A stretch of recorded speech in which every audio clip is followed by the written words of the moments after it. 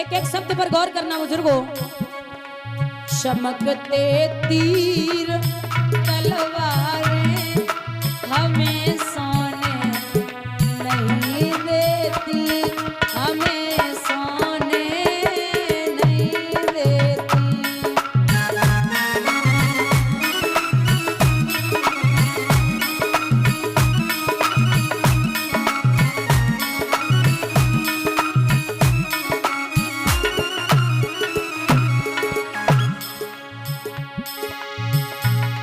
महाराज कलश सोने से जो निकली चिरैया लाए सोने की, चिरैया लाए सोने की।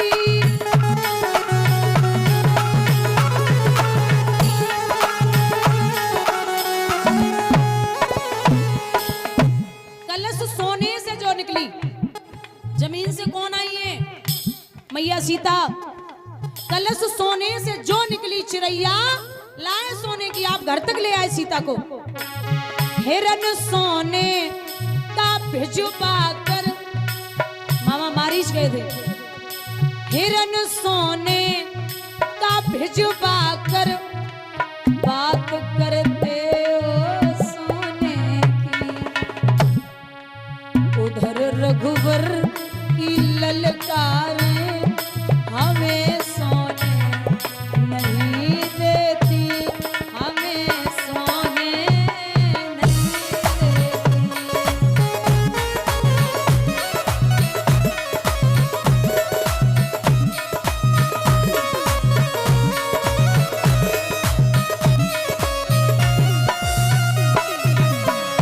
और अहम में भूल तुम बैठे, तुम्हें इतना घमंड है लंका का। अहम में भूल तुम बैठे क्योंकि मशहूर सोने में, क्योंकि मशहूर सोने में।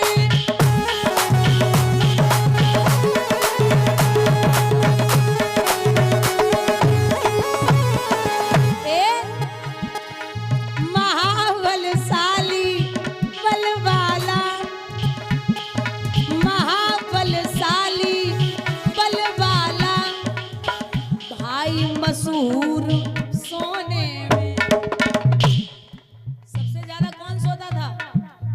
बोलो बोलो। कुंभकर्ण।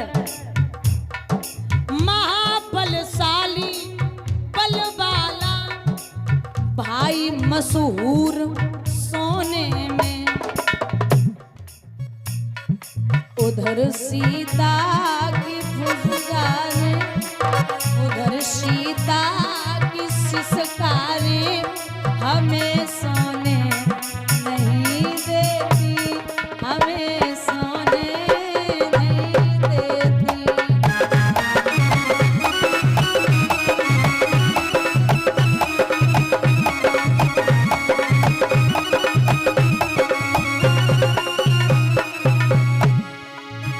और महाराज राम का एक दूत आया, एक बंदर, उसने क्या कर डाला?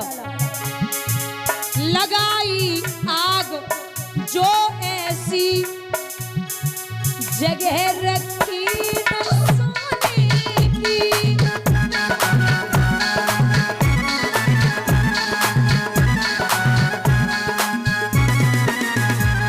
और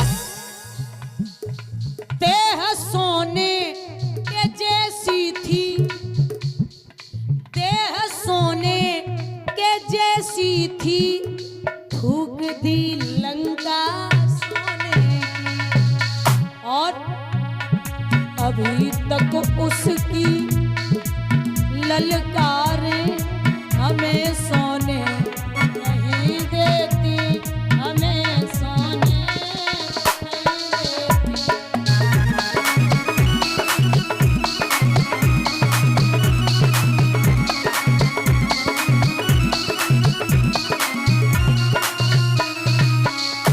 ए भैया,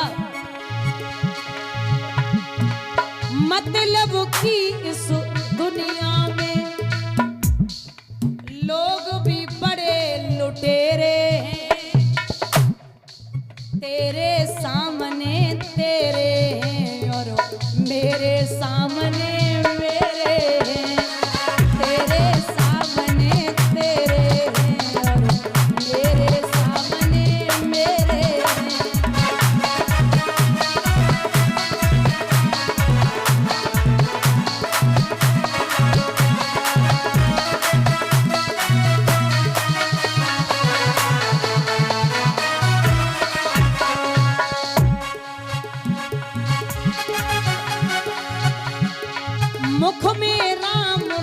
बगल में छुरी है, मुख में राम बगल में छुरी है। लोग बड़े लुटेरे हैं, तेरे सामने तेरे हैं और मेरे सामने मेरे हैं। एक बार हाथ उठा के दोनों श्री राधे।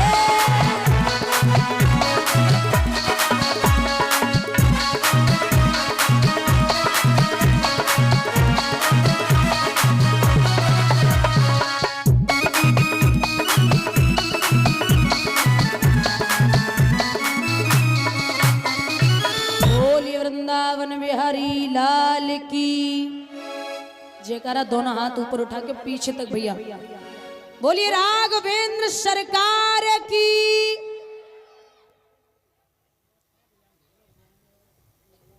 बोल मैया वाचल की। क्या हो गया?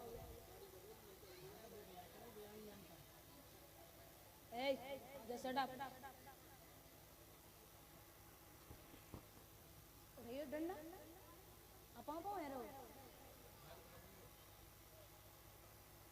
बंधुओं, श्री सूत जी वर्णन करते सोनकादिक ऋषियों, बड़ा पावन प्रसंग आता है चंद्रवंश का।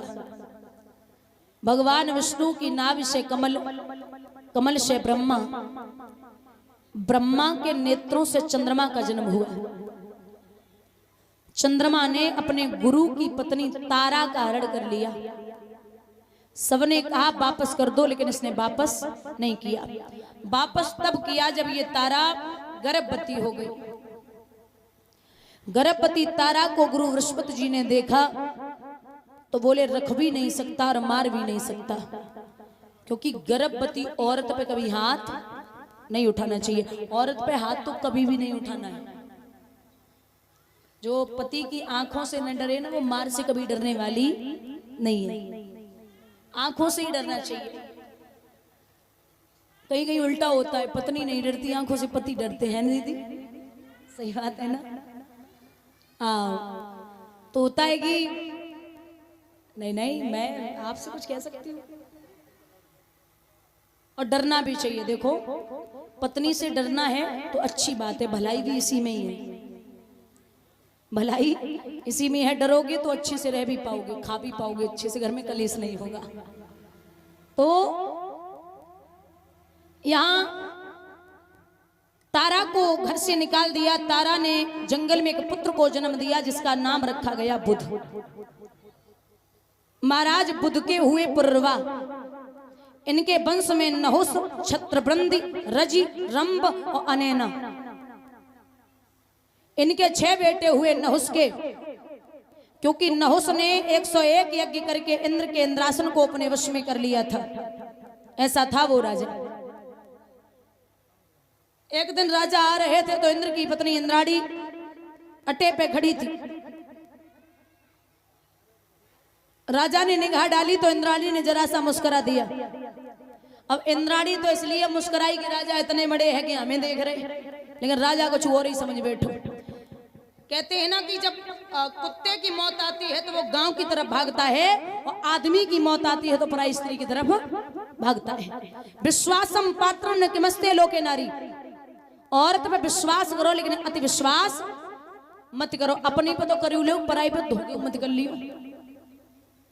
हाँ, मरना निश्चित है भैया। यहां राजा घर पे पहुंचे, जाते ही जाते पत्र लिख दिया है मेरे दिल की देवी, आगे समाचार ये है कि मैं आपसे गंधर्व विवाह करना चाहता हूं।